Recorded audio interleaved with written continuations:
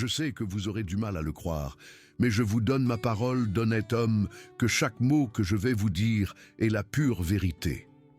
Je suis un homme qui a un peu plus de 70 ans et j'ai passé la majeure partie de 5 décennies à vivre dans ces collines des Appalaches. J'ai été témoin de nombreuses choses étranges et merveilleuses durant mon séjour ici, mais rien, absolument rien n'aurait pu me préparer à ce que j'ai vécu l'automne dernier.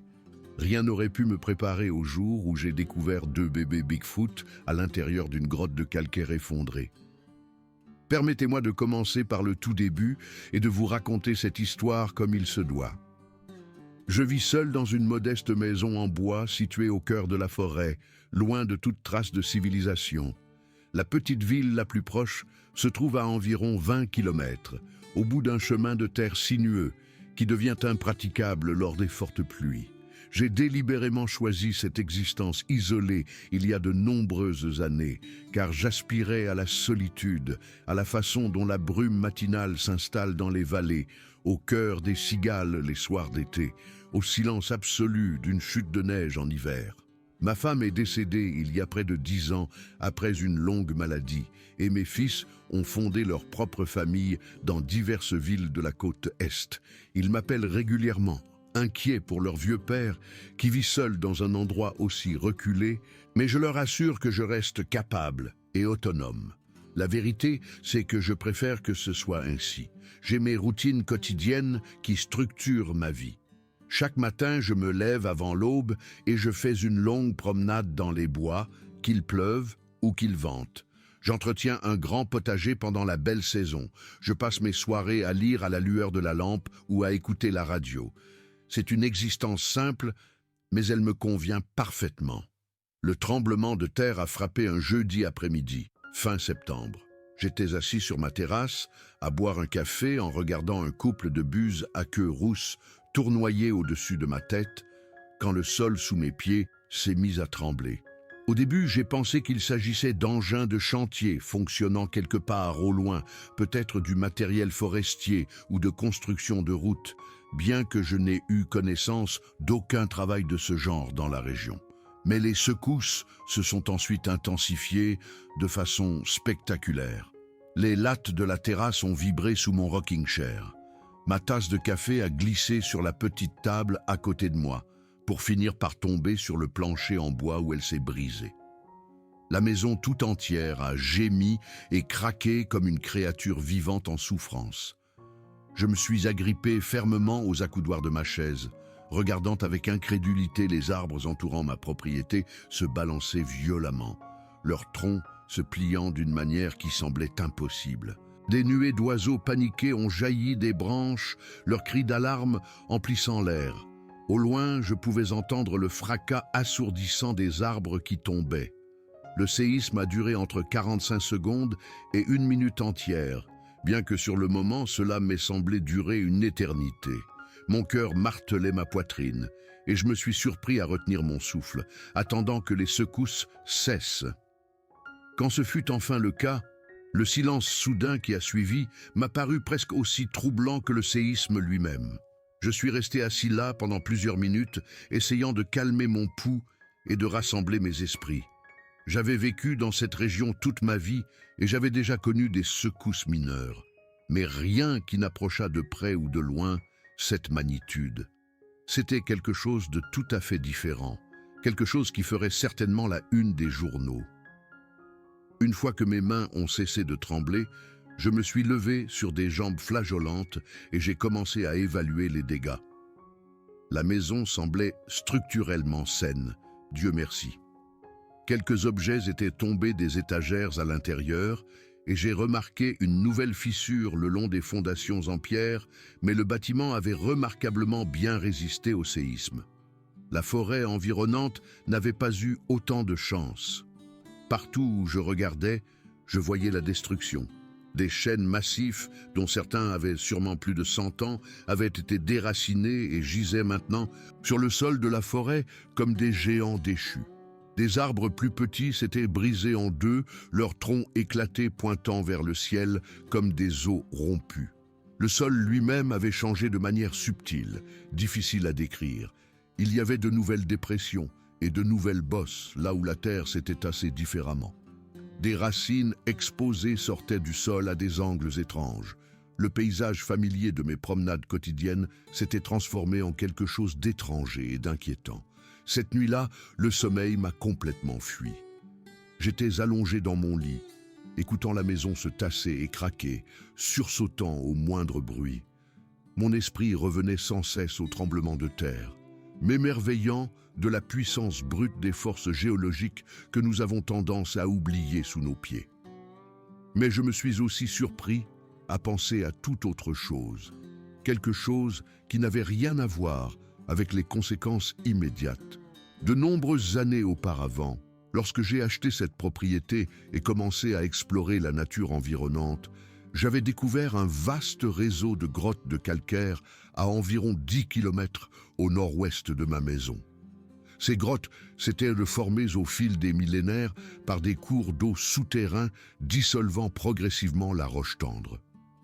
L'entrée principale était assez grande, peut-être 2,50 m de haut sur 2 mètres de large, mais il y avait d'innombrables ouvertures et tunnels plus petits qui partaient dans l'obscurité. Les historiens locaux m'avaient dit que les Amérindiens avaient utilisé ces grottes comme abri des siècles auparavant et que, pendant la guerre de sécession, des déserteurs confédérés s'y seraient cachés pour éviter la conscription. Plus récemment, les grottes étaient devenues populaires auprès des spéléologues amateurs et des adolescents aventureux, bien que le comté ait fini par ériger des panneaux d'avertissement décourageant l'exploration après qu'un jeune homme se soit perdu dans les tunnels plus profonds et ait nécessité un sauvetage. J'avais visité les grottes de nombreuses fois au fil des ans, en prenant toujours soin de rester près de l'entrée et de ne jamais m'aventurer dans les sections les plus dangereuses. L'idée m'est venue maintenant, allongée dans le noir, que le tremblement de terre aurait pu provoquer l'effondrement des grottes. Les formations calcaires sont notoirement instables, sensibles au mouvement du substrat rocheux. Et si le séisme avait fait s'effondrer des sections du réseau de grottes? Et si quelqu'un s'était trouvé à l'intérieur à ce moment-là? Cette possibilité me rongeait, refusant de me laisser en paix.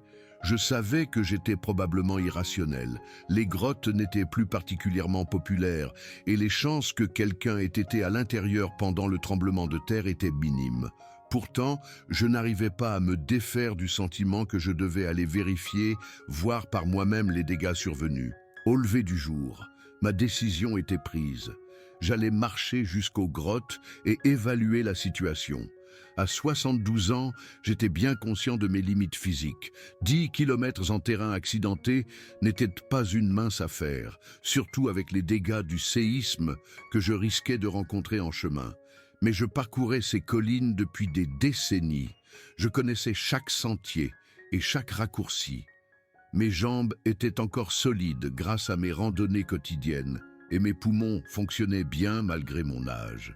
10 kilomètres, c'était un défi, mais certainement pas impossible. Après un copieux petit déjeuner composé d'œufs, de bacon et de pain grillé, j'ai commencé à me préparer pour le voyage. J'ai rempli une grande gourde d'eau et l'ai mise dans mon sac à dos de randonnée avec des sandwichs, des pommes, des barres énergétiques, une puissante lampe de poche avec des piles de rechange, une corde, une trousse de premier secours, des allumettes étanches et un couteau.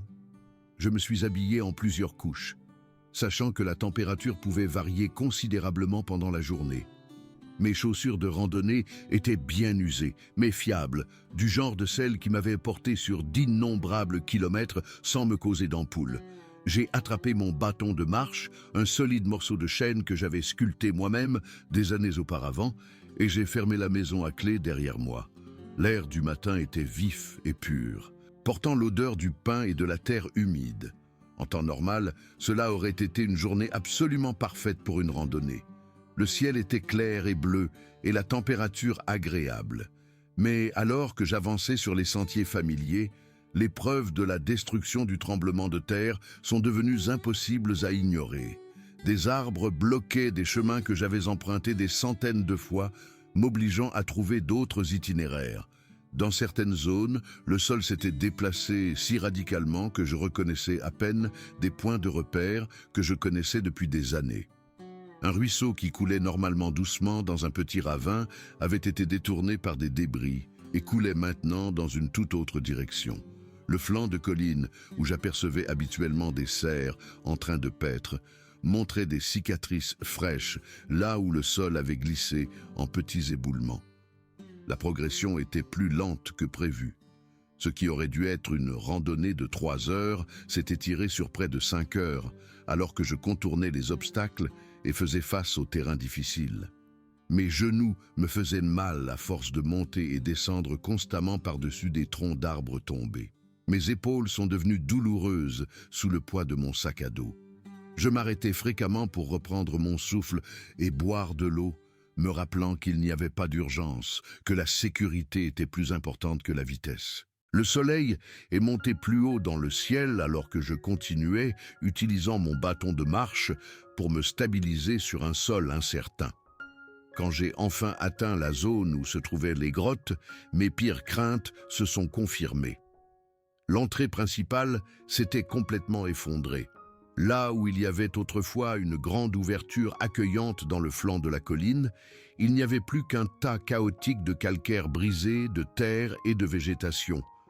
On aurait dit que toute la face de la colline avait simplement cédé pendant le tremblement de terre. Des éraflures et des entailles fraîches dans la roche exposée indiquaient que cet effondrement était très récent, presque certainement causé par la secousse de la veille. La poussière flottait encore dans l'air et je pouvais sentir l'odeur distinctive de la pierre fraîchement brisée. Je suis resté là plusieurs minutes, à contempler la destruction, pendant que ma respiration revenait progressivement à la normale. La randonnée avait été plus épuisante que je ne voulais l'admettre, et je me trouvais maintenant face à une entrée de grotte complètement impraticable. Il n'y avait clairement rien que je puisse faire ici. La chose intelligente à faire serait de me reposer un moment, de déjeuner, puis d'entamer le long retour vers ma maison. C'est exactement ce que j'aurais dû faire. Mais quelque chose s'est produit qui a tout changé. J'ai entendu un son. Au début, il était si faible que j'ai cru l'imaginer. Mon ouïe n'est plus aussi fine qu'avant, et je venais de terminer une randonnée éreintante de 5 heures. C'était peut-être simplement le vent qui passait à travers les rochers brisés ou le tassement des débris instables. Mais je l'ai entendu à nouveau, plus clair cette fois et sans équivoque. C'était un cri, aigu et plaintif, le genre de son que fait un animal en détresse. Non, pas un seul cri. 2 cris distincts, légèrement différents en hauteur et en rythme, venant de quelque part au plus profond du réseau de grottes effondrées. Ma première réaction a été de m'éloigner des décombres. La situation était manifestement dangereuse. La grotte était instable et tenter d'y entrer serait extraordinairement stupide. D'autres sections pourraient s'effondrer à tout moment, piégeant ou écrasant quiconque à l'intérieur. J'étais un vieil homme, seul dans la nature, sans que personne ne sache où je me trouvais. S'il m'arrivait quelque chose ici, il pourrait s'écouler des jours avant que quelqu'un pense à me chercher. La chose sensée, la chose sûre, était de rentrer chez moi et peut-être d'informer les autorités des sons que j'avais entendus. Laisser des gens plus jeunes et mieux équipés gérer cette situation. Je me suis même retourné et j'ai fait plusieurs pas en arrière vers le sentier qui me ramènerait chez moi. Mais j'ai entendu à nouveau ces cris. Et cette fois, ils semblaient désespérés, presque frénétiques. Une créature vivante était piégée là-dedans, souffrant et effrayée. Je me suis arrêté. Ma conscience ne me permettait pas d'abandonner purement et simplement ce qui se trouvait là. J'ai toujours essayé de vivre ma vie selon certains principes, des valeurs que mon père m'a inculquées quand j'étais jeune. Il m'a appris qu'un homme n'est pas jugé sur ses paroles, mais sur ses actes, surtout quand ces actes exigent sacrifice ou courage. Il m'a appris que nous avons l'obligation d'aider ceux qui ne peuvent pas s'aider eux-mêmes, qu'ils soient humains ou animaux. Tout au long de ma vie, j'ai essayé d'honorer ces leçons. J'ai sorti des animaux blessés de la route, sauvé des chiens d'étangs gelés, soigné des animaux sauvages orphelins pour qu'ils retrouvent la santé. Comment pourrais-je tourner les talons maintenant? J'ai pensé à mon âge, et à ma mortalité. À 72 ans, je suis parfaitement conscient que le temps qu'il me reste sur cette terre est limité. Quand mon heure viendra et que je ferai face au jugement qui nous attend, je veux pouvoir dire que j'ai vécu selon mes valeurs, que j'ai aidé quand je le pouvais, que j'ai fait preuve de compassion, même lorsque c'était difficile ou dangereux. On ne se souvient pas des gens pour les fois où ils ont choisi la sécurité et la commodité, mais pour les fois où ils ont pris des risques pour faire ce qui était juste. Alors je suis retourné vers l'entrée de la grotte effondrée. Ma décision était prise. J'allais entrer et essayer d'aider ceux qui faisaient ces bruits. C'était peut-être un renard ou un raton laveur qui s'était retrouvé piégé. C'était peut-être un chat sauvage ou même un jeune ours. Quoi que ce fût, je devais essayer. Je savais que c'était potentiellement imprudent, surtout pour un homme de mon âge, mais je ne pourrais pas vivre avec moi-même si je partais. Je me suis approché prudemment des décombres, les étudiant pour trouver le point d'entrée le plus sûr. L'effondrement n'avait pas été uniforme. Certaines zones étaient densément remplies de gros rochers impossibles à déplacer, mais il y avait des brèches et des espaces entre les roches dans d'autres sections. J'ai repéré un endroit particulier où les débris semblaient moins compacts, où je pensais pouvoir me faufiler si j'étais prudent. J'ai enlevé mon sac à dos, sachant qu'il me rendrait trop encombrant pour passer dans des espaces étroits. J'ai sorti ma lampe de poche, vérifié qu'elle fonctionnait correctement et l'ai accrochée à ma ceinture. J'ai bu une longue gorgée d'eau et mangé une de mes barres énergétiques, sachant que j'aurais besoin de force pour ce qui m'attendait. Puis j'ai commencé à grimper. Le calcaire brisé était tranchant et instable, se déplaçant sous mon poids à chaque mouvement. J'ai avancé lentement et délibérément, testant chaque prise de main et de pied avant d'y engager mon poids. De petites pierres dévalaient pendant que je grimpais, cliquetant contre des rochers plus gros en contrebas. Mes mains ont vite été éraflées et saignantes à cause de la roche rugueuse, mais j'ai ignoré la douleur. Je pouvais entendre ces cris plus clairement maintenant, venant de quelque part devant moi dans l'obscurité, au-delà de l'entrée effondrée. Après ce qui m'a semblé une éternité de grimpe prudente, j'ai réussi à me faufiler à travers une brèche entre deux gros rochers et je me suis retrouvé dans ce qui restait de l'intérieur de la grotte.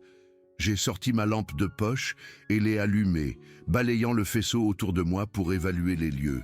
Le tremblement de terre avait dévasté cette partie du réseau de grottes. Le plafond s'était effondré à plusieurs endroits et des décombres jonchaient le sol. Mais il y avait encore un espace ouvert ici, une chambre d'environ 6 mètres de large sur 3 de haut. Et dans cette chambre, j'ai vu quelque chose qui m'a figé, en état de choc absolu. Là, blottis contre le mur du fond, se trouvaient 2 petites créatures qui ne ressemblaient à rien de ce que j'avais jamais vu. Elles étaient couvertes d'une fourrure épaisse et brun foncé et avaient des traits distinctement humains, avec de grands yeux, un nez plat et des visages expressifs. C'étaient clairement des bébés ou de très jeunes individus, probablement âgés de quelques mois tout au plus, à en juger par leur taille et leur attitude désemparée. Mais ils étaient énormes pour des bébés, mesurant chacun peut-être 1 mètre de haut et pesant probablement 25 ou 30 kilos. Ils s'accrochaient l'un à l'autre, leurs grands yeux reflétant le faisceau de ma lampe de poche, et ils poussaient ces cris pitoyables que j'avais entendus de l'extérieur. Mon esprit peinait à comprendre ce que je voyais. Ces créatures ressemblaient à de petits humains poilus, mais elles n'étaient manifestement pas humaines. Leurs proportions étaient différentes, leurs membres plus longs et plus musclés, et elles étaient couvertes de la tête aux pieds de cette fourrure dense. Et puis, j'ai compris. C'étaient des bébés Bigfoot. C'était la seule explication. J'avais entendu toute ma vie des histoires d'observation de Bigfoot dans ces montagnes, des récits de chasseurs et de randonneurs sur d'énormes êtres couverts de poils aperçus dans des zones reculées. J'avais toujours été sceptique, supposant que ces histoires étaient soit des canulars, soit des confusions avec des ours ou d'autres animaux sauvages. Mais là, juste devant moi, se trouvait la preuve indéniable que ces créatures étaient réelles. Alors que le faisceau de ma lampe de poche balayait la chambre, j'ai vu autre chose qui m'a serré le cœur.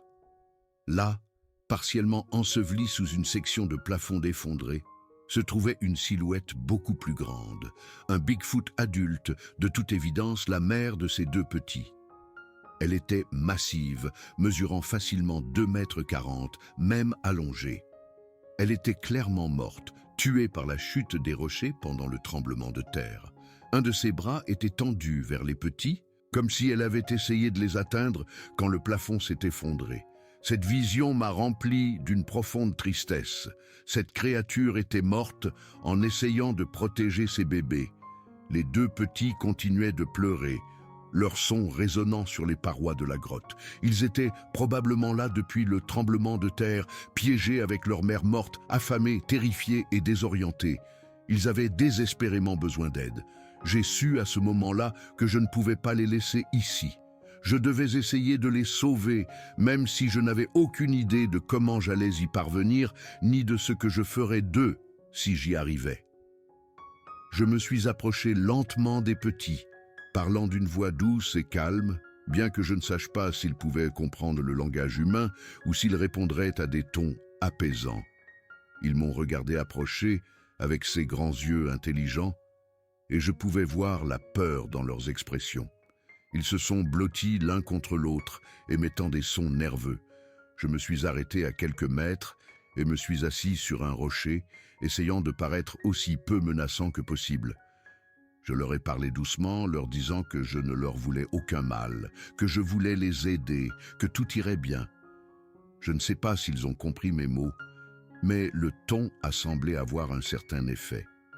Leurs pleurs ont légèrement diminué, bien qu'ils aient continué à me surveiller avec méfiance. J'ai sorti un de mes sandwichs et en ai cassé un petit morceau, le leur tendant.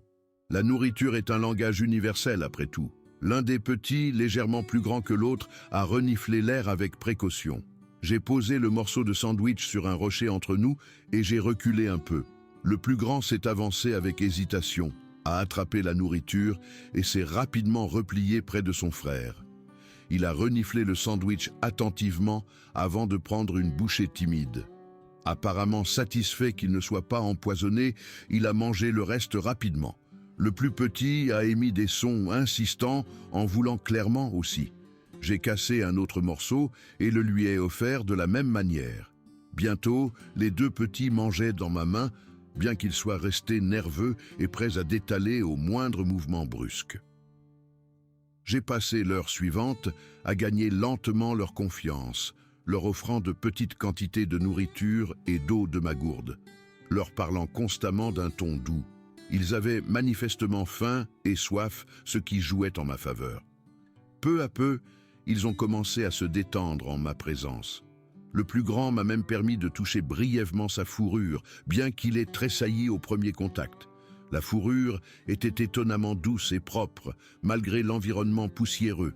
Je les ai examinés du mieux que je pouvais pour déceler d'éventuelles blessures. Le plus grand avait quelques éraflures et contusions, mais rien de grave. Le plus petit semblait complètement indemne, juste terrifié et traumatisé. Assis là avec ces deux créatures incroyables, j'ai commencé à élaborer un plan. Je ne pouvais pas les laisser ici pour mourir. Leur mère était partie et ils étaient trop jeunes pour survivre seuls. Mais comment allais-je les faire sortir de la grotte? Et même si j'y parvenais, quoi ensuite? Je vivais à 10 km de là, à travers un terrain difficile. Pourrais-je les porter aussi loin? Chaque petit pesait au moins 25 kilos, peut-être plus. Ensemble, ils représentaient 50 kilos ou plus de poids maladroit et gigotant. À 72 ans, étais-je physiquement capable d'une telle tâche? J'ai décidé que je devrais faire 2 voyages. Je porterais un petit jusqu'à ma maison, l'installerais en sécurité, puis je reviendrais chercher l'autre.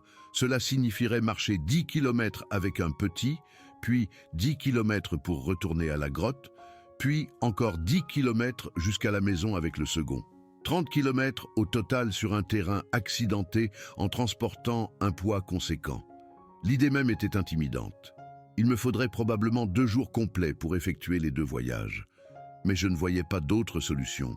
Je ne pouvais certainement pas porter les deux en même temps. J'ai utilisé ma corde pour fabriquer un harnais de portage rudimentaire pour le plus petit, le fixant sur mon dos de manière à répartir le poids sur mes épaules et mes hanches. Le petit a d'abord protesté, émettant des sons effrayés et se débattant, mais je lui ai parlé de manière apaisante et lui ai offert plus de nourriture, et il a fini par se calmer. Le plus grand a observé ce processus avec une anxiété évidente, émettant des sons de détresse. J'ai essayé de lui communiquer que je reviendrais, que je ne l'abandonnais pas, mais je n'avais aucun moyen de savoir s'il comprenait. Sortir de la grotte avec le petit sur mon dos s'est avéré extrêmement difficile. Les espaces étroits par lesquels je m'étais faufilé à l'aller étaient beaucoup plus difficiles à franchir en transportant un poids et un volume supplémentaires. J'ai dû avancer très lentement, me positionnant avec soin pour éviter de frotter le petit contre des rochers pointus. Plusieurs fois, j'ai dû m'arrêter et réajuster le harnais lorsque le petit bougeait. La remontée à travers l'entrée effondrée a pris près d'1 heure, et au moment où j'ai émergé à la lumière du jour, je transpirais abondamment et respirais difficilement, mais j'avais réussi. J'avais sorti l'un des petits de la grotte. J'ai fait une pause pour me reposer, m'asseyant sur un rocher plat et partageant de l'eau avec le petit. Il a bu avec avidité, ses petites mains agrippant la gourde avec une dextérité étonnamment humaine. À la lumière du soleil, je pouvais voir ses traits plus clairement. Son visage était remarquablement expressif, presque troublant d'humanité par certains aspects. Ses yeux étaient d'un brun profond, intelligent et conscient. Sa fourrure était d'un riche brun chocolat, épaisse et légèrement hirsute. Malgré les circonstances bizarres, je ressentais une affection grandissante pour cette étrange petite créature. Le retour à ma maison a pris beaucoup plus de temps que le trajet du matin. J'ai dû m'arrêter fréquemment pour me reposer et reprendre mon souffle. Le petit était plus lourd que je ne l'avais estimé, et le poids sur mon dos mettait mon corps vieillissant à rude épreuve. Mes genoux protestaient à chaque pas, surtout dans les descentes. Mes épaules me faisaient mal à cause des sangles du harnais.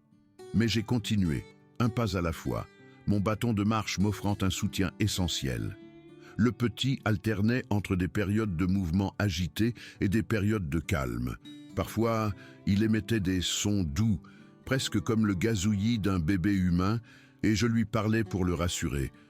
Quand je suis arrivé chez moi, le soleil commençait à se coucher. Le voyage entier avait duré environ 7 heures. J'étais absolument épuisé, plus fatigué que je ne l'avais été depuis des années.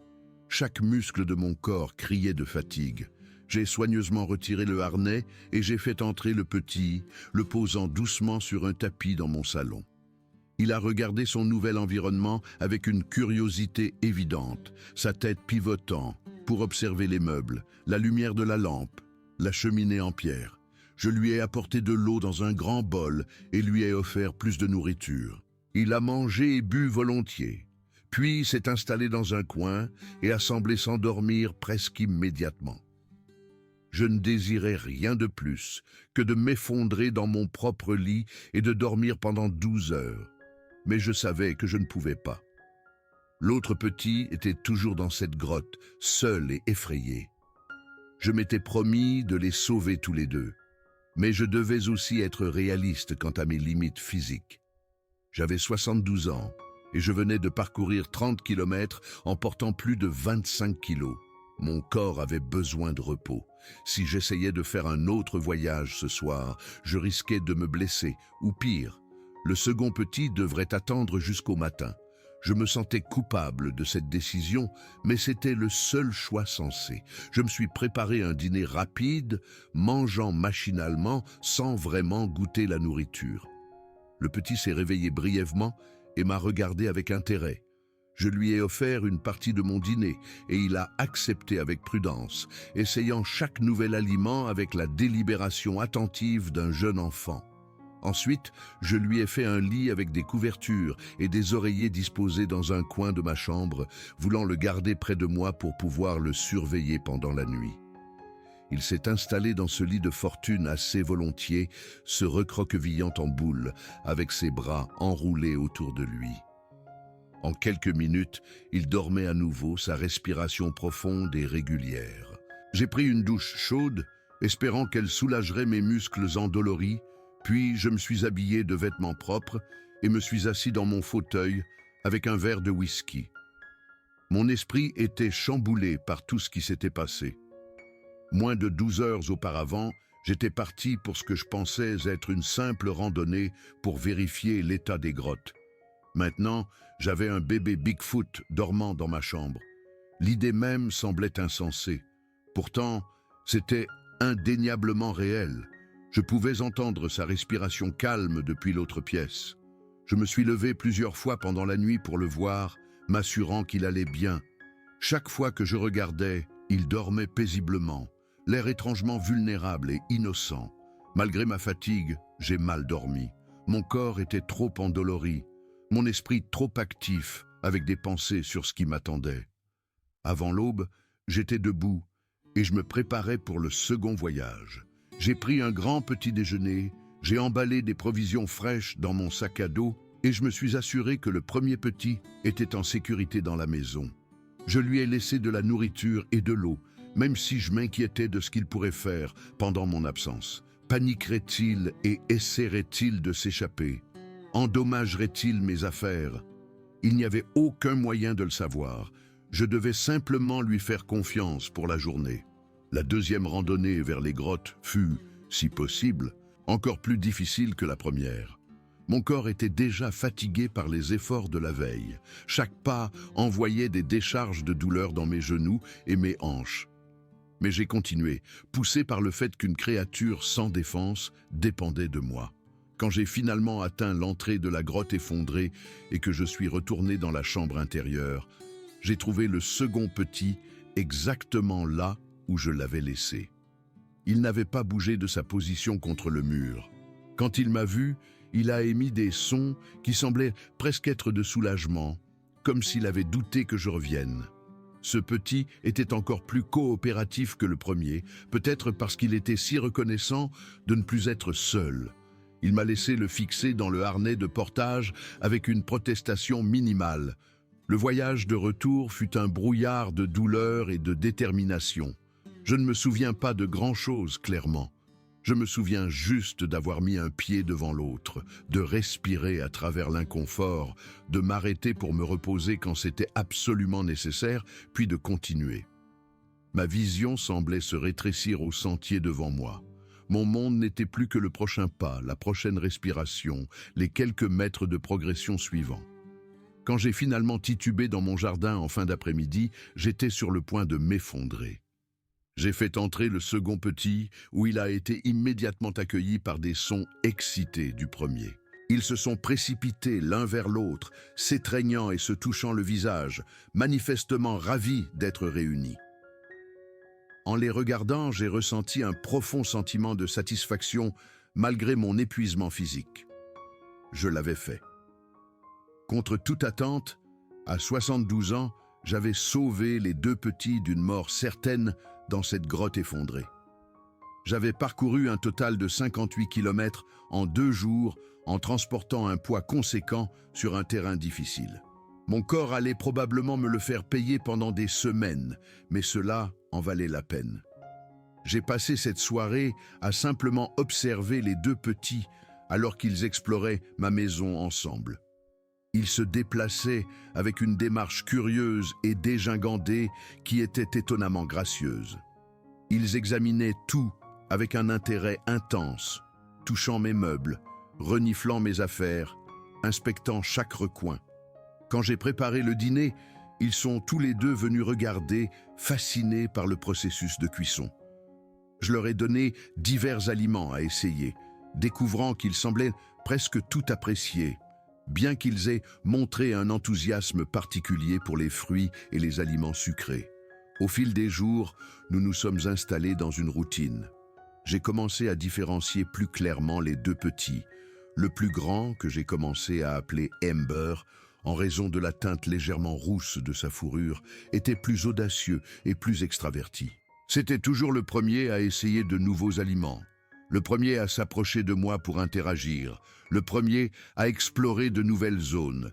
Le plus petit que j'ai nommé Shadow, à cause de sa couleur plus sombre et de sa nature plus prudente, était plus doux et plus réservé. Shadow préférait observer avant d'agir, et il était plus facilement effrayé par les mouvements brusques ou les bruits forts.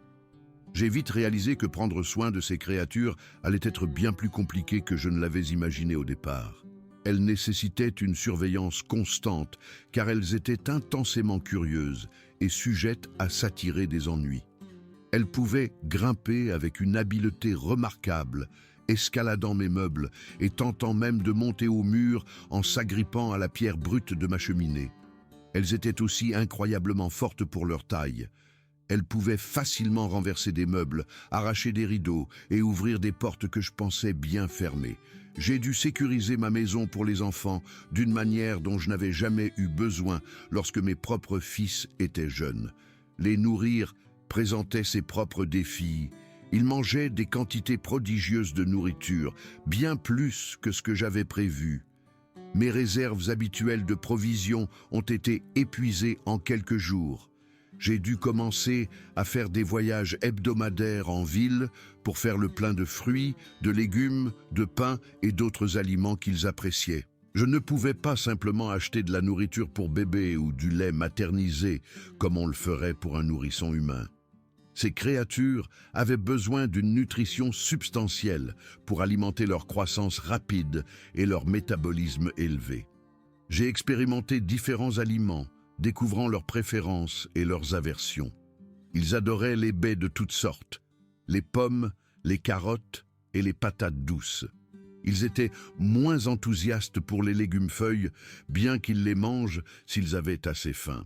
Ils refusaient absolument tout ce qui était épicé ou fortement assaisonné. Leur donner le bain était une aventure. Au début, ils n'aimaient pas particulièrement l'eau, émettant des sons de détresse et essayant de s'échapper lorsque j'ai tenté pour la première fois de les laver dans ma baignoire. Mais j'ai découvert que si je transformais cela en jeu, en remplissant la baignoire de seulement quelques centimètres d'eau tiède et en leur fournissant des objets pour jouer, ils le toléraient mieux. Finalement, ils ont même commencé à apprécier l'heure du bain. Ils éclaboussaient et jouaient, trempant le sol de la salle de bain et faisant ces sons soufflés que j'ai appris à reconnaître comme des rires. Au fil des semaines et des mois, je les ai vus grandir à une vitesse étonnante. À la fin du premier mois, ils avaient tous les deux gagné visiblement en taille et en poids. Leurs traits devenaient plus définis, leurs mouvements plus coordonnés. Ils développaient leur propre personnalité et préférences. Humber était aventureux et parfois téméraire, testant constamment les limites et faisant des bêtises. Shadow était plus réfléchi et doux, observant souvent avant d'agir. Ils communiquaient entre eux en utilisant un système complexe de vocalisation que je ne pouvais pas entièrement déchiffrer. Il y avait des grognements sourds qui semblaient indiquer le contentement, des aboiements secs qui semblaient être des avertissements ou des alertes, des roucoulements doux qu'ils faisaient pour se réconforter mutuellement, des appels aigus qui semblaient être des demandes d'attention ou d'aide. Ils utilisaient également un langage corporel étendu, exprimant des émotions par la posture, les expressions faciales et les gestes. J'ai commencé à apprendre à lire ces signaux, à comprendre quand ils étaient heureux, effrayés, frustrés ou excités. L'une des découvertes les plus remarquables fut leur capacité d'apprentissage. Ils étaient bien plus intelligents que n'importe quel animal que j'avais jamais rencontré. Ils ont appris à ouvrir les portes en tournant les poignets. Ils ont compris comment ouvrir les placards et les tiroirs. Ils ont appris quelles actions entraînaient des récompenses et lesquelles entraînaient ma désapprobation. Lorsque je répétais certains mots ou phrases dans des contextes spécifiques, ils semblaient en comprendre le sens. Si je disais « à table », ils se dirigeaient immédiatement vers la cuisine. Si je disais « dehors », ils allaient à la porte. Ils ne pouvaient pas parler, mais ils comprenaient clairement un langage de base. Je leur ai appris des règles simples sur le comportement acceptable. Ne pas grimper sur les meubles, ne pas sortir sans moi, ne pas faire de bruit la nuit quand je dormais. Ils ne suivaient pas toujours ces règles parfaitement, car ils étaient encore jeunes et impulsifs, mais ils comprenaient clairement ce que j'attendais d'eux. Quand ils enfreignaient une règle, ils montraient des signes évidents de culpabilité, évitant le contact visuel et émettant des sons d'excuses. À mesure qu'ils grandissaient et devenaient plus capables, j'ai commencé à les emmener dehors pour des explorations supervisées. Au début, j'étais terrifié à l'idée qu'ils puissent s'enfuir ou que quelqu'un puisse les voir, mais ils restaient près de moi, me considérant comme une source de sécurité. Ils étaient absolument fascinés par la forêt, passant des heures à examiner les plantes, à observer les insectes, les oiseaux et les écureuils.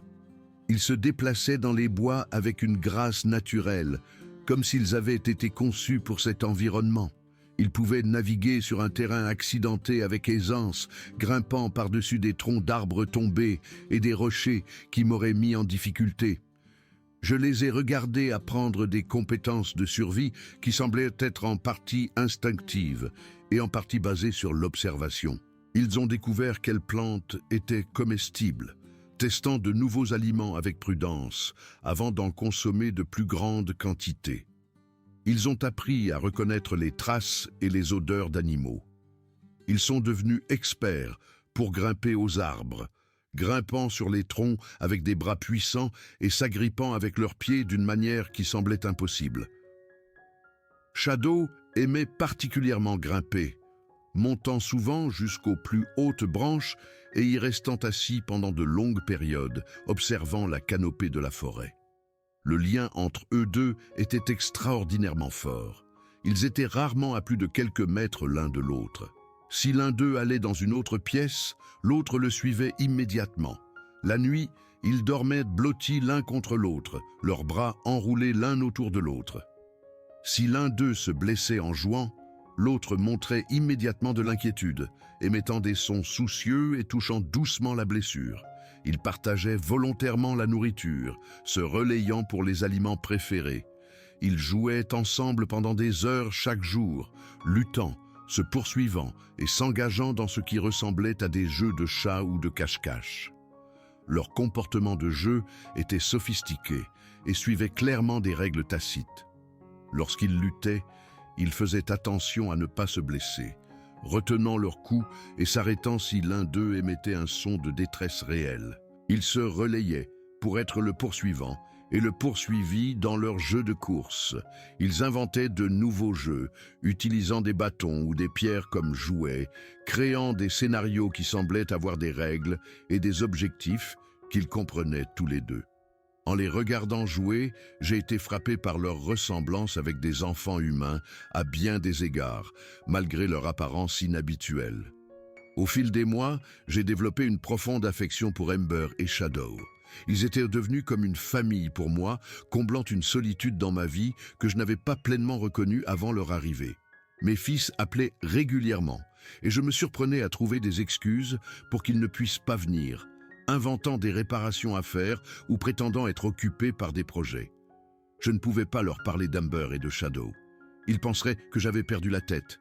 Ils pourraient essayer d'emmener les petits ou d'avertir les autorités. Je devais garder ce secret, peu importe à quel point cela devenait difficile. L'isolement qui m'avait autrefois semblé paisible me pesait maintenant, car je ne pouvais partager cette expérience incroyable avec personne. J'avais envie de parler à quelqu'un de ces créatures étonnantes que j'élevais, de faire en sorte que quelqu'un d'autre soit témoin de leur intelligence et de leur personnalité. Mais je savais que révéler leur existence entraînerait presque certainement leur enlèvement, leur étude, leur confinement, leur traitement comme des spécimens plutôt que comme des individus. Je ne pouvais pas laisser cela se produire.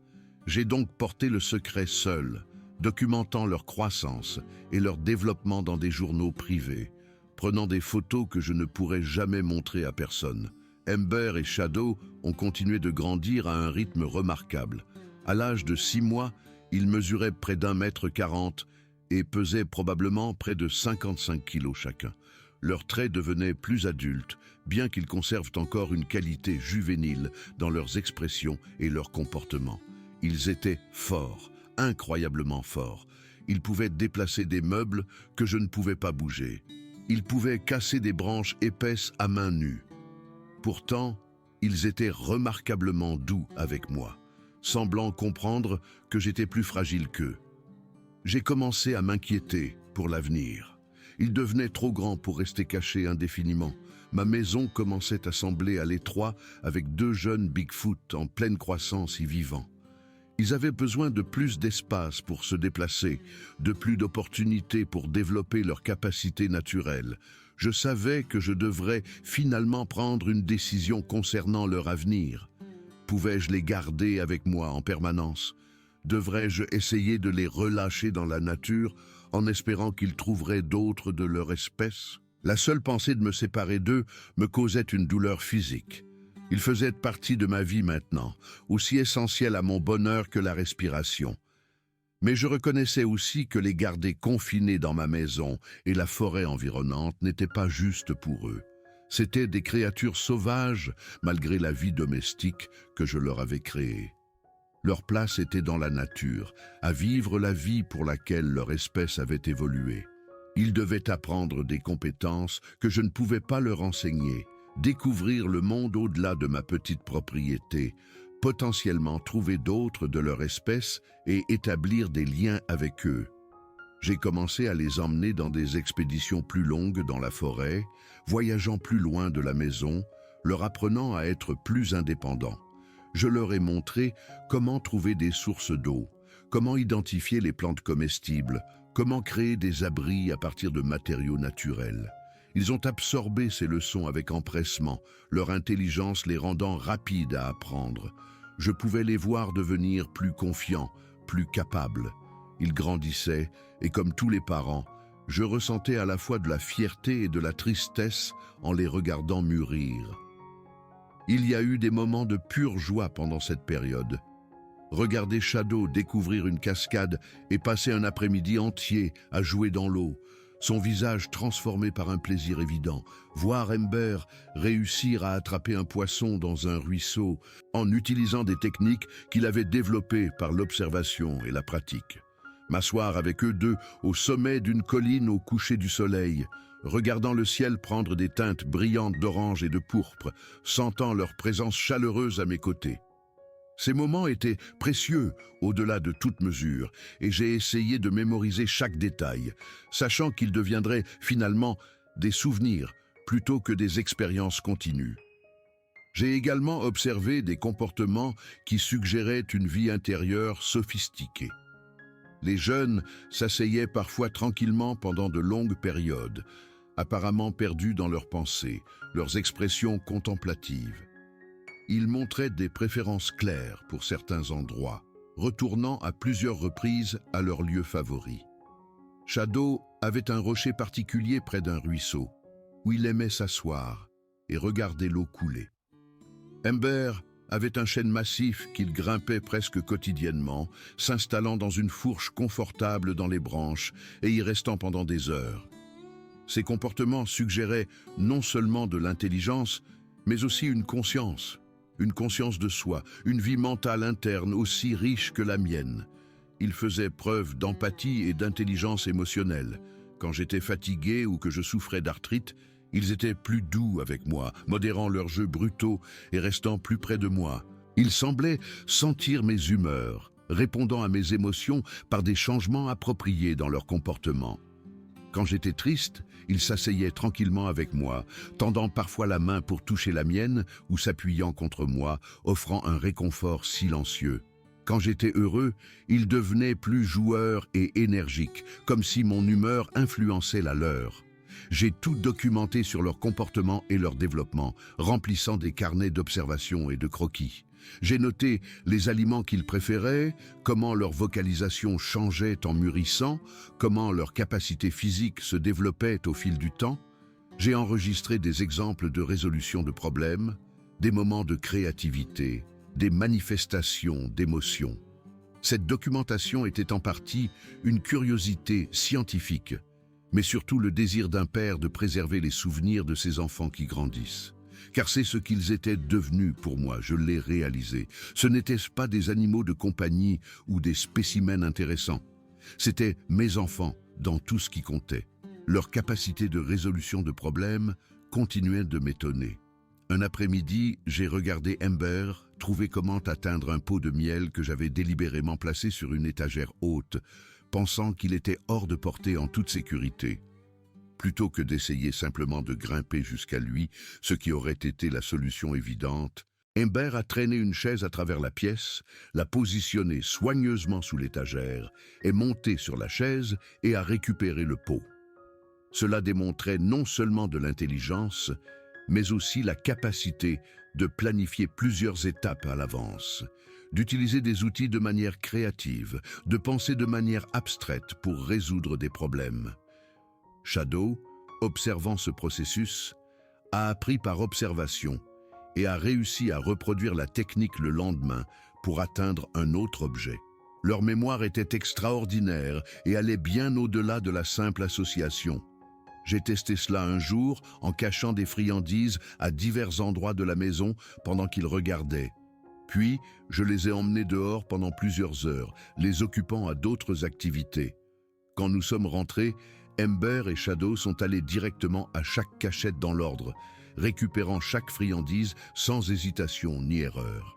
Ils s'étaient souvenus non seulement que des friandises avaient été cachées, mais de l'emplacement exact de chacune, et ils ont rappelé cette information des heures plus tard, après avoir été distraits par d'autres expériences. Ce genre de mémoire spatiale et de rappel suggérait des capacités cognitives comparables à celles des primates, approchant peut-être même les niveaux humains dans certains domaines. J'ai commencé à remarquer qu'ils avaient des personnalités distinctes, qui allaient au-delà de simples tendances comportementales. Amber n'était pas seulement audacieux, il était curieux de savoir comment les choses fonctionnaient. Il examinait les objets avec une concentration intense, les retournant, les manipulant de différentes manières, essayant de comprendre leurs fonctions et leurs propriétés. Lorsque je travaillais sur des réparations ménagères, Amber regardait avec une attention captivée, observant comment j'utilisais les outils, comment j'abordais les problèmes. Finalement, Amber a commencé à imiter ses comportements. Je l'ai trouvé une fois en train d'essayer de resserrer une vis desserrée sur une porte de placard en utilisant un bâton comme un tournevis improvisé. Le bâton n'était pas le bon outil, mais le fait qu'Amber ait compris le concept d'utiliser un instrument pour serrer une fixation était remarquable. Shadow, quant à lui, montrait une nature plus contemplative. Il était profondément observateur, remarquant des détails subtils qu'Amber manquait souvent. Shadow s'asseyait tranquillement et regardait les oiseaux pendant de longues périodes, étudiant leur schéma de comportement. Il a appris à prédire quand les cerfs apparaîtraient à certains endroits en fonction de l'heure de la journée et des conditions météorologiques. Shadow semblait avoir une compréhension intuitive des rythmes et des cycles naturels. Il savait quand la pluie arrivait des heures avant que les premières gouttes ne tombent, devenant agité et cherchant un abri. Il pouvait sentir quand des prédateurs étaient dans la région, même quand je ne pouvais détecter aucun signe. Cette conscience suggérait une connexion profonde avec l'environnement qui allait au-delà de la simple perception sensorielle. Les deux jeunes se complétaient parfaitement. L'audace d'Amber était tempérée par la prudence de Shadow. L'hésitation de Shadow était équilibrée par la confiance d'Amber. Ils apprenaient constamment l'un de l'autre, chacun développant des compétences que l'autre possédait naturellement. Au fil du temps, Amber est devenu plus observateur et prudent, tandis que Shadow est devenu plus disposé à prendre des risques calculés. Ils se rendaient mutuellement meilleurs, plus intelligents, plus capables. Observer cette dynamique, c'était comme assister à un cours magistral sur l'apprentissage coopératif et le développement mutuel. Leur gamme émotionnelle continuait de me surprendre. Je les ai vus éprouver ce qui ne pouvait être décrit que comme de l'embarras.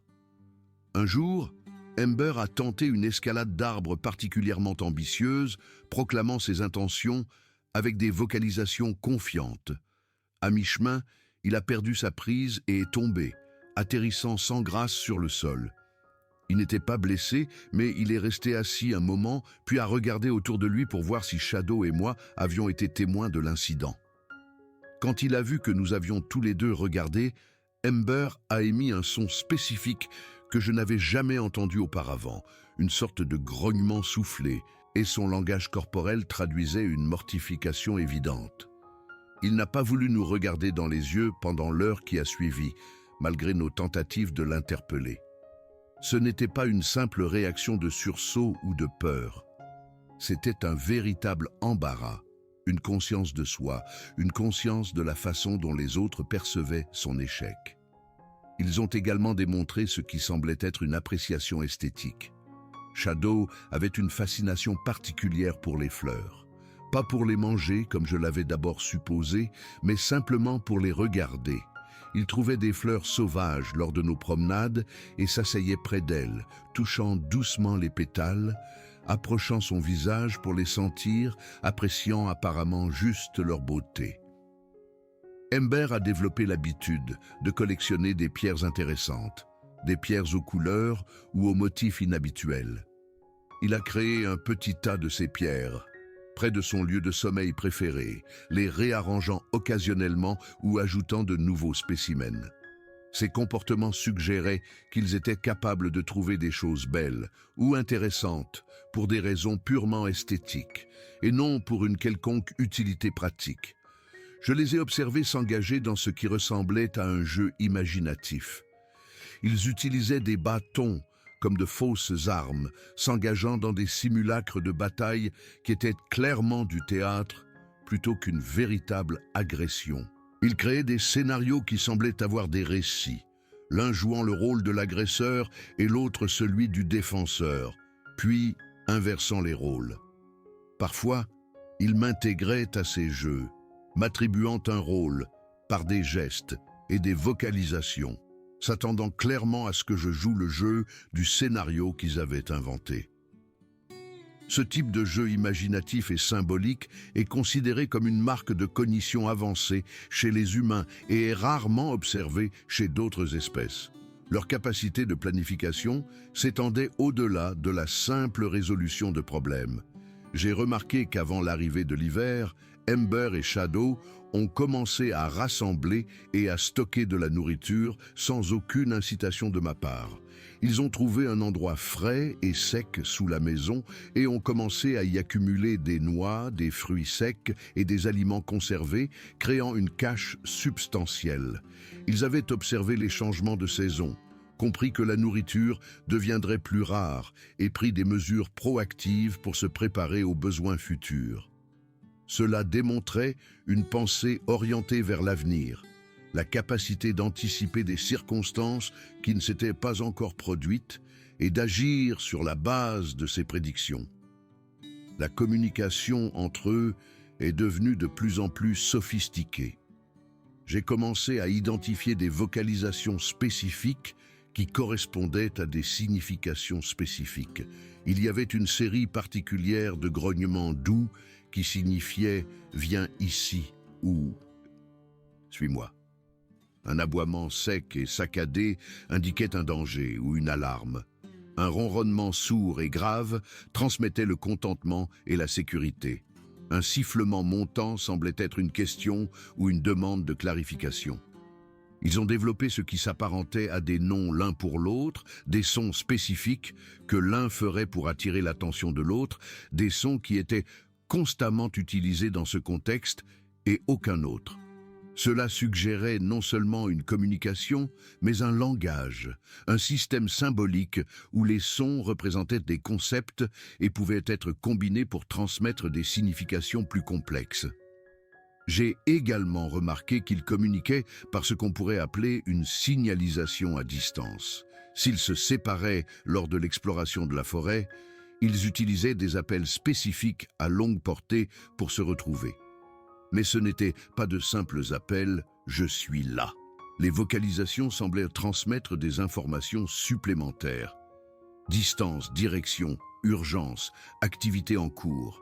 Shadow pouvait appeler Ember et apparemment communiquer non seulement sa position, mais aussi s'il avait trouvé quelque chose d'intéressant, s'il était en sécurité, si Ember devait venir immédiatement ou prendre son temps.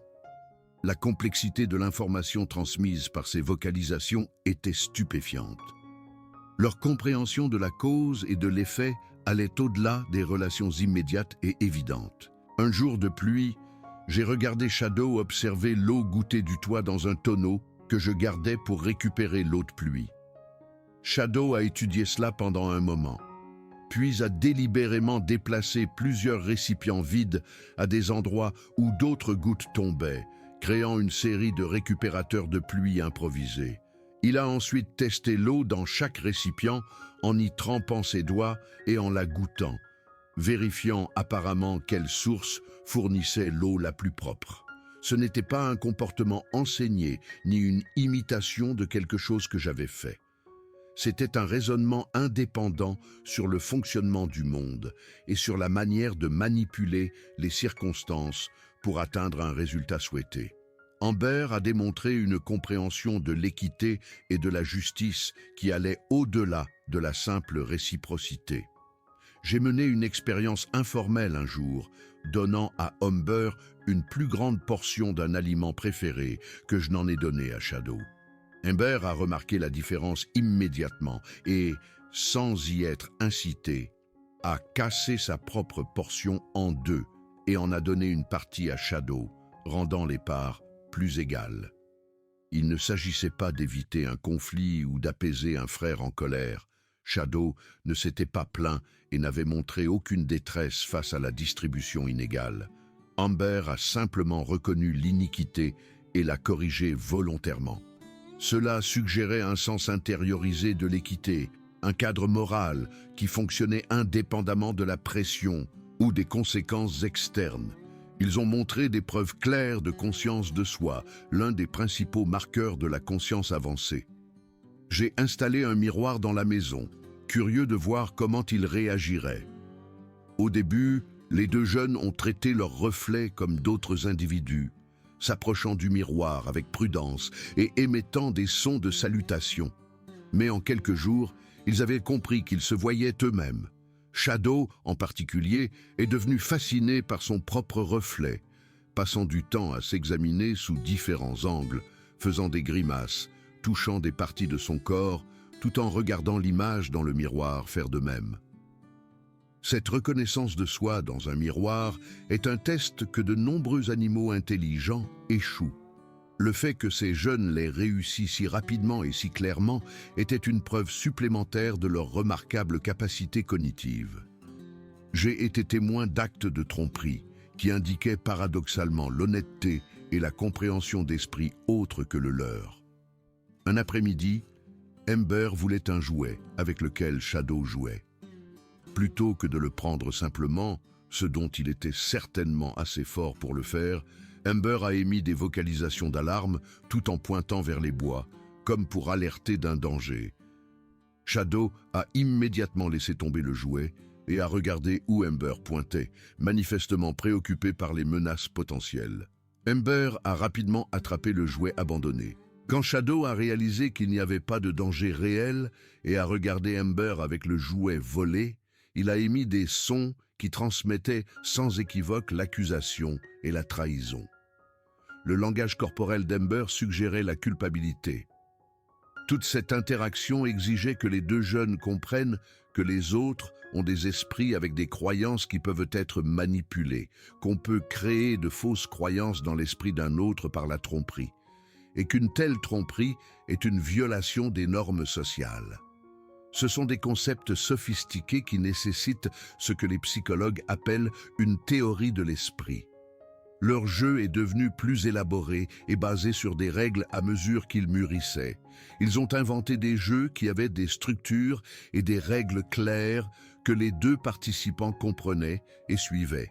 Un jeu consistait à cacher un objet et à donner des indices pour aider l'autre à le trouver, les rôles s'inversant à chaque tour. Un autre jeu voyait un jeune créer une sorte de parcours d'obstacles en disposant des bûches, des pierres et des branches, puis défier l'autre de le parcourir en étant chronométré. Il tenait le score d'une manière ou d'une autre, se souvenant de qui avait gagné les tours précédents, et maintenant un sentiment de compétition continue qui s'étendait sur des jours. Lorsque des différends survenaient sur le respect des règles, il réglait le désaccord par des vocalisations et des gestes, négociant jusqu'à parvenir à une résolution. Je n'ai jamais eu à intervenir ou à arbitrer. Ils géraient les conflits eux-mêmes avec une maturité remarquable. J'ai observé ce qui semblait être un comportement d'enseignement, avec des individus plus expérimentés, instruisant délibérément les moins qualifiés. Quand Shadow a appris une nouvelle technique pour casser efficacement les noix, il n'a pas simplement utilisé cette connaissance pour lui-même. Il a activement montré la technique à Ember, passant par le processus lentement pendant qu'Ember regardait, puis donnant à Ember du matériel pour s'entraîner tout en observant et en faisant des sons encourageants quand Ember réussissait. Ce n'était pas de l'apprentissage par imitation, où un animal plus jeune copie ce qu'il voit faire un plus âgé. C'était de l'instruction active, avec Shadow assumant le rôle d'enseignant et structurant délibérément l'expérience d'apprentissage au profit d'Ember. Ils ont démontré une compréhension des états de connaissance et des perspectives des autres. Si j'avais été absent de la maison lors d'un événement que les jeunes avaient vécu, ils essayaient activement de communiquer ce qui s'était passé, comprenant que je n'en avais pas été témoin et que je devais donc en être informé. Si j'avais été présent pour un événement, ils ne tentaient pas ce genre d'explication car ils comprenaient que je savais déjà. Cette conscience que différents individus ont des connaissances différentes basées sur des expériences différentes est un autre aspect de la théorie de l'esprit qui se développe relativement tard même chez les enfants humains. Leur utilisation d'outils est devenue plus sophistiquée avec le temps. J'ai regardé Ember fabriquer un harpon de pêche en sélectionnant une longue branche droite, en enlevant les petites branches et les feuilles, puis en utilisant une pierre pour aiguiser une extrémité en pointe. Le processus était méthodique et clairement orienté vers un but. Ember a ensuite utilisé ce harpon pour attraper avec succès du poisson dans un ruisseau peu profond, démontrant non seulement la création d'outils, mais aussi leur utilisation efficace pour accomplir une tâche complexe. Shadow a observé cela et a créé sa propre variation, ajoutant une extrémité fourchue pour piéger les poissons contre le lit du ruisseau plutôt que de les percer. Ils n'utilisaient pas seulement des outils, ils innovaient, amélioraient les conceptions, adaptaient les techniques à leur style et préférences individuelles. J'ai remarqué qu'ils avaient commencé à comprendre le concept de propriété et de bien personnel. Certains objets sont devenus les leurs dans leur esprit et ils s'attendaient à ce que ces limites soient respectées. Shadow avait une couverture particulière qu'il préférait pour dormir et il devenait contrarié si Ember l'utilisait sans permission. Ember avait une collection d'objets intéressants, diverses pierres, os, morceaux de bois, et il n'appréciait pas que Shadow dérange cette collection. Ils ont élaboré un système de partage et d'emprunt qui impliquait de demander la permission par des vocalisations et des gestes avant d'utiliser quelque chose qui appartenait à l'autre. Ce respect des droits de propriété montrait une compréhension sociale et une coopération sophistiquée. Leur relation avec moi a continué de s'approfondir de manière qui m'a profondément ému. Ils ont commencé à m'apporter des cadeaux, des objets qu'ils pensaient que j'aimerais ou que je trouverais utiles. Ember m'a apporté une fois une plume particulièrement belle d'un faucon. Shadow m'a présenté une grappe de baies sauvage qu'il avait trouvée. Ce n'étaient pas des offrandes de nourriture ou des échanges contre quelque chose qu'ils voulaient. C'étaient de véritables cadeaux, donnés librement sans attente, de réciprocité immédiate, des expressions d'affection et de connexion. Ils prenaient soin de moi de la même manière que je prenais soin d'eux, reconnaissant que les relations impliquent un soutien et une générosité mutuelle. Ils ont montré une préoccupation pour mon bien-être qui allait au-delà du simple attachement. Quand je me suis tordu la cheville lors d'une randonnée, les deux jeunes ont immédiatement modifié leur comportement pour s'adapter à ma blessure. Ils sont restés proches, modérant leur énergie habituellement exubérante. Ils ont choisi des chemins plus faciles, évitant les terrains qui seraient difficiles pour moi. Amber m'a même apporté son bâton de marche, comprenant apparemment que j'en avais plus besoin que lui. Quand nous nous reposions, il se positionnait de chaque côté de moi, me fournissant soutien et chaleur. Ils sont restés patients et doux tout au long du lent retour à la maison, ne montrant jamais de frustration face au rythme réduit. C'était de l'empathie, une véritable préoccupation pour la souffrance d'autrui et la volonté de sacrifier leurs propres préférences pour aider quelqu'un dans le besoin. J'ai documenté des exemples de ce qui semblait être un enseignement de leur façon de comprendre le monde. Shadow me guidait parfois vers des plantes spécifiques lors de nos promenades, insistant par des gestes et des vocalisations pour que je les examine, les sente, en gouttes de petite quantité. Avec le temps, j'ai réalisé qu'il m'apprenait quelles plantes étaient médicinales, lesquelles étaient nutritives, lesquelles devaient être évitées. Amber m'a montré des techniques pour me déplacer silencieusement dans la forêt, démontrant comment placer les pieds avec soin, comment se déplacer avec le vent plutôt que contre lui, comment utiliser efficacement la couverture disponible. Ils m'éduquaient, partageant leurs connaissances, me traitant comme quelqu'un qui valait la peine d'être enseigné. Cet échange réciproque d'informations a renforcé notre lien et a démontré qu'ils me voyaient comme faisant partie de leur groupe familial, digne d'un investissement dans mon développement et mes capacités. Leur intelligence émotionnelle se manifestait de manière subtile. Ils ont appris à lire mes humeurs avec une précision déconcertante, répondant de manière appropriée à des états émotionnels que je n'avais pas verbalisés ou même pleinement reconnus moi-même. Les jours où je me sentais mélancolique, où ma défunte femme me manquait, ou où je m'inquiétais de mon corps vieillissant, ils étaient particulièrement affectueux, s'asseyant près de moi, offrant un contact doux, faisant des sons réconfortants. Les jours où je me sentais énergique et optimiste, ils correspondaient à cette énergie, s'engageant dans des jeux et des explorations plus vigoureux. Ils s'harmonisaient avec mon état émotionnel et ajustaient leur comportement pour fournir ce dont j'avais besoin, que ce soit une compagnie tranquille ou une interaction animée. Je les ai observés s'engager dans ce qui ressemblait à de la planification et à des discussions sur des activités futures. Ils s'asseyaient ensemble, faisant diverses vocalisations dans les deux sens, faisant parfois des gestes vers des directions ou des lieux spécifiques. Après ces sessions, ils partaient avec détermination, comme s'ils s'étaient mis d'accord sur une destination et un plan d'action.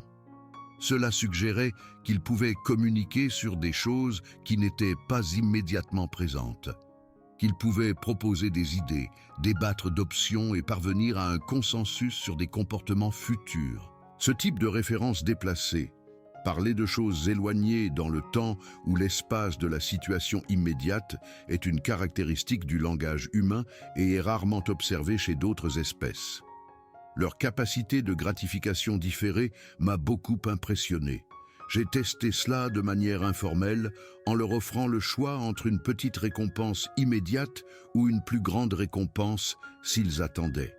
Les deux jeunes ont constamment choisi d'attendre, démontrant un contrôle des impulsions et une prise de décision orientée vers l'avenir.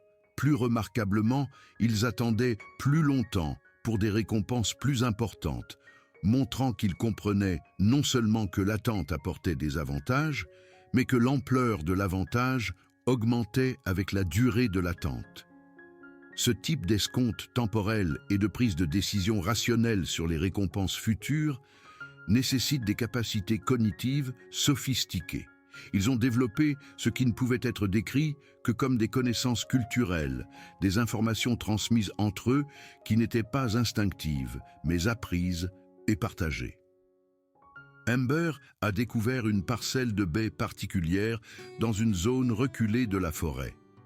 Plutôt que de garder cette connaissance privée, Amber a délibérément conduit Shadow à l'endroit, lui montrant où se trouvaient les meilleures baies et démontrant les techniques de récolte les plus efficaces. Shadow, à son tour, m'a plus tard conduit à ce même endroit, transmettant la connaissance. Cela a créé une chaîne de transmission culturelle, avec des informations précieuses étant préservées et partagées entre les individus plutôt que d'être perdues. lorsque le découvreur original s'en allait ou oubliait. Ils ont montré une conscience de la mortalité et de la perte qui suggérait une véritable compréhension de la mort comme un état permanent. Nous sommes tombés sur un cerf mort dans la forêt un jour, tué par ce qui semblait être un puma. Les deux jeunes se sont approchés avec prudence, ont examiné le corps attentivement, puis sont devenus très silencieux. Ils ont émis des sons bas et plaintifs que je n'avais jamais entendus auparavant. Shadow a doucement touché le visage du cerf, puis m'a regardé avec une expression qui transmettait de la tristesse et peut-être de la confusion. Il semblait comprendre que cette créature, qui avait été autrefois vivante et en mouvement, était maintenant partie pour toujours. Ce n'était pas une simple peur de la proie d'un prédateur, c'était une contemplation de la mort elle-même, la reconnaissance de la finalité de la fin de la vie. Les changements de saison ont apporté de nouvelles opportunités d'apprentissage et de nouveaux défis. À mesure que l'automne avançait et que l'hiver approchait, j'ai vu les deux jeunes répondre aux signaux environnementaux avec des connaissances héritées qui devaient être encodées dans leurs gènes.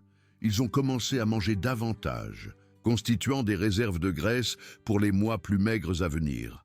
Leurs appétits, déjà substantiels, ont augmenté de façon spectaculaire et ils ont passé plus de temps à chercher de la nourriture, consommant de vastes quantités de noix, de fruits et de toute autre nourriture qu'ils pouvaient trouver.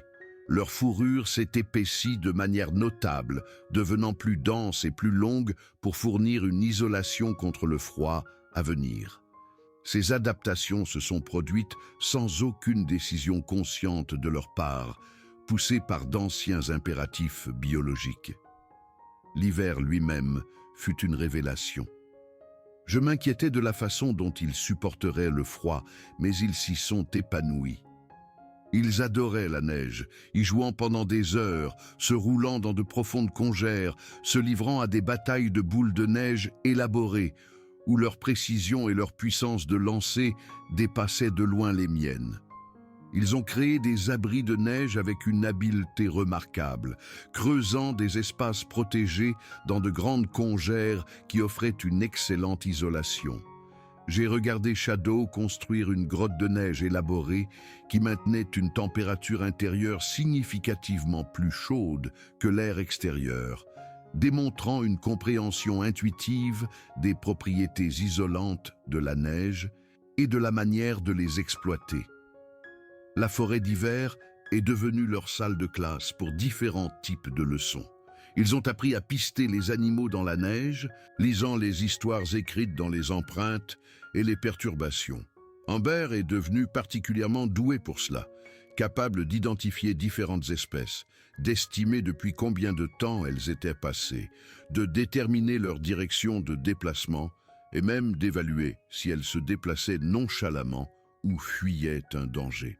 Shadow a développé une capacité impressionnante à localiser les animaux qui hibernaient ou s'abritaient du froid, sentant d'une manière ou d'une autre leur présence sous la neige ou à l'intérieur d'arbres creux.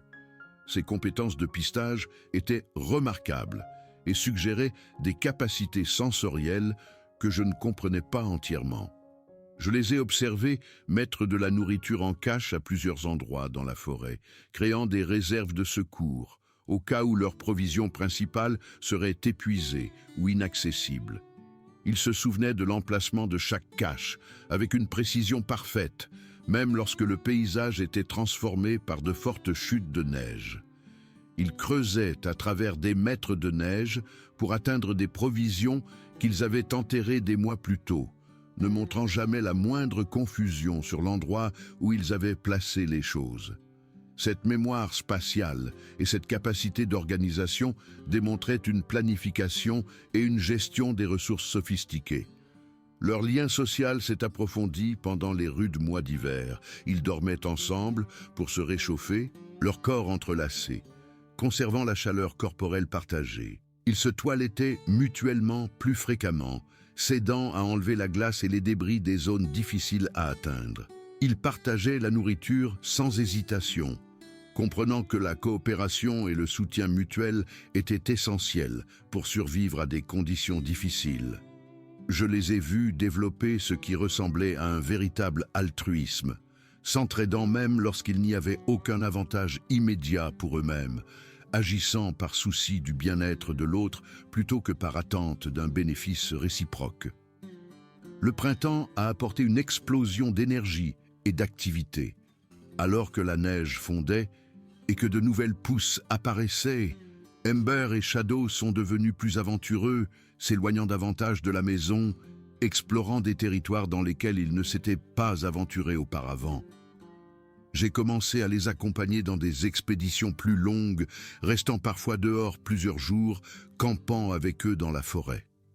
Pendant ces voyages prolongés, je les ai vus pleinement dans leur élément, se déplaçant dans la nature avec confiance et grâce, leur corps parfaitement adapté à cet environnement d'une manière que le mien ne pourrait jamais être.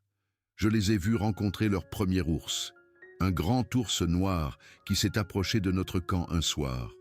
Mon instinct immédiat a été la peur, mais les deux jeunes sont restés calmes, évaluant la situation avec soin. Ils ont émis des vocalisations spécifiques, des grognements sourds et graves qui semblaient communiquer la non-agression. L'ours a répondu avec ses propres sons, et une sorte de compréhension a semblé passer entre les espèces. L'ours est parti sans incident, et les jeunes se sont détendus. Plus tard, j'ai réalisé qu'ils avaient parlé une langue de la forêt, une communication qui transcendait les frontières des espèces, transmettant des intentions et établissant des limites par des sons et des postures que l'ours comprenait parfaitement. Ils ont commencé à m'enseigner sérieusement des compétences de survie, comme s'ils reconnaissaient que j'étais mal préparé pour vivre dans la nature sans les commodités modernes. Ember m'a montré comment allumer des feux sans allumettes en utilisant la friction et des matériaux soigneusement sélectionnés. Shadow m'a appris quels champignons étaient comestibles et lesquels étaient toxiques, une distinction qui pouvait faire la différence entre la nutrition et la mort dans une situation de survie. Ils ont démontré des techniques de purification de l'eau, me montrant quels matériaux naturels pouvaient filtrer les contaminants. Ils investissaient dans mon éducation, s'assurant que je pourrais survivre sans dépendre complètement des fournitures et des outils que j'apportais de la civilisation. Leurs vocalisations ont continué d'évoluer en complexité. Au printemps, ils avaient développé ce qui s'apparentait à un vocabulaire substantiel, avec des dizaines de sons distincts qui portaient des significations spécifiques. Ils pouvaient enchaîner ces sons en séquences qui transmettaient des informations plus complexes, créant ce qu'on pourrait appeler des phrases. J'ai commencé à comprendre des bribes de leur communication, bien que je sache que je ne saisissais que le niveau superficiel d'un système linguistique beaucoup plus profond. Ils pouvaient discuter d'événements passés, faire des plans pour des activités futures, partager des observations sur l'environnement, exprimer des préférences et des opinions. C'était le langage au sens le plus vrai, une communication symbolique qui pouvait exprimer des concepts abstraits et une référence déplacée. J'ai documenté ce qui semblait être la transmission de connaissances culturelles entre eux à une échelle que je n'avais pas appréciée auparavant. Shadow a appris une technique pour extraire le miel des nids d'abeilles sans se faire gravement piquer, puis a enseigné cette méthode à Ember par une démonstration active. Ember a développé une méthode pour utiliser des pierres pour casser des noix à coque particulièrement dures, puis a instruit Shadow de cette technique. Ils accumulaient une base de connaissances partagées, des informations culturelles qui étaient préservées et améliorées au fil du temps. Si d'autres Bigfoot apprenaient d'eux, cette connaissance pourrait se propager dans une population, créant des variations régionales de comportements et de techniques. La marque de la culture chez toute espèce intelligente. Leur jeu a évolué pour inclure des jeux sociaux plus sophistiqués qui semblaient être une préparation aux interactions adultes. Ils se sont engagés dans de fausses démonstrations de dominance, apprenant les postures et les vocalisations associées à l'établissement de hiérarchies sociales sans se battre réellement pour une véritable dominance. Ils ont pratiqué ce qui ressemblait à des comportements de cours, des séquences d'approche et des gestes qui seraient probablement importants lorsqu'ils rencontreraient finalement d'autres de leur espèce. Il répétait les rôles sociaux adultes par le jeu, se préparant aux interactions complexes qu'il devrait gérer plus tard dans la vie. J'ai observé des moments de ce qui ne pouvait être décrit que comme une expression artistique ou créative. Shadow arrangeait parfois des pierres et des bâtons en motifs qui n'avaient aucun but pratique, créant des compositions qui semblaient plaire à son sens esthétique. Amber vocalisait en longues séquences complexes qui semblaient presque musicales, variant la hauteur et le rythme d'une manière qui suggérait une composition délibérée plutôt qu'une simple expression émotionnelle. Ces comportements suggéraient qu'ils étaient capables de créer de la beauté pour elles-mêmes, trouvant satisfaction dans la création esthétique, une autre marque de la conscience avancée. Alors qu'ils approchaient de leur premier anniversaire sous ma garde, je ne pouvais plus nier la vérité que j'avais évitée. Ils devenaient trop grands pour rester dans ma maison beaucoup plus longtemps. Amber mesurait maintenant plus d'1,50 m et pesait probablement près de 77 kilos. Shadow était légèrement plus petit, mais toujours substantiel. Ils avaient besoin de plus d'espace, de plus de liberté. Les garder confinés à ma propriété devenait injuste, peut-être même cruel. C'étaient des créatures sauvages et elles devaient vivre des vies sauvages. J'ai commencé à les préparer à une éventuelle libération, bien que la seule pensée me brisât le cœur. Je les ai emmenés plus profondément dans la nature, leur apprenant à trouver de la nourriture et un abri par eux-mêmes, les encourageant à passer des nuits dehors sans retourner à la maison. Ils se sont adaptés rapidement, leurs instincts naturels les guidant une fois que j'ai fourni le cadre initial. Ils ont appris à construire des nids avec des branches et des feuilles, créant des aires de couchage confortables dans des endroits protégés. Ils sont devenus compétents pour trouver de la nourriture, ne comptant plus sur moi pour leur fournir des repas. Mais ils revenaient toujours vers moi finalement, cherchant ma compagnie, me considérant clairement comme une famille. Et je les accueillais toujours, incapable de les repousser, reportant la séparation inévitable d'un jour, d'une semaine, d'un mois. Je me disais que j'étais minutieux, que je m'assurais qu'ils étaient vraiment prêts pour l'indépendance. Mais la vérité était plus simple et plus douloureuse. Je n'étais pas prêt à les laisser partir. Ils avaient donné un sens et un but à ma vie à un moment où je pensais que mes meilleures années étaient derrière moi. Ils m'avaient montré qu'il n'est jamais trop tard pour de nouvelles expériences, de nouvelles relations, de nouveaux chapitres dans la vie. Je sais que bientôt, je devrais prendre la décision finale. Je devrais les guider vers une région reculée où ils pourront vivre librement, où ils pourraient trouver d'autres de leur espèce, où ils pourront vivre la vie qu'ils étaient censés vivre. Ce jour-là, ce sera le jour le plus difficile de ma vie. Mais je le ferai parce que je les aime. Je le ferai parce que les laisser partir est la bonne chose à faire. Et je le ferai en sachant que je leur ai donné le meilleur départ possible, que je les ai bien préparés aux défis à venir, que j'ai honoré la confiance que leur mère a placée en moi lorsqu'elle est morte en essayant de les protéger. Jusqu'à ce que ce jour arrive, je continuerai à chérir chaque moment que nous passons ensemble. Chaque repas partagé, chaque promenade dans la forêt, chaque soirée tranquille dans la cabane. Ces moments sont précieux et limités, et je ne les prends aucunement pour acquis. Je vis pleinement dans le présent, appréciant le cadeau extraordinaire qui m'a été fait, le privilège de partager ma vie avec ces êtres remarquables. Et quand les gens me demandent si je me sens seul en vivant ici, je souris et leur dis que non, parce que j'ai Amber et Shadow, j'ai une famille, j'ai de l'amour, et c'est bien plus que suffisant.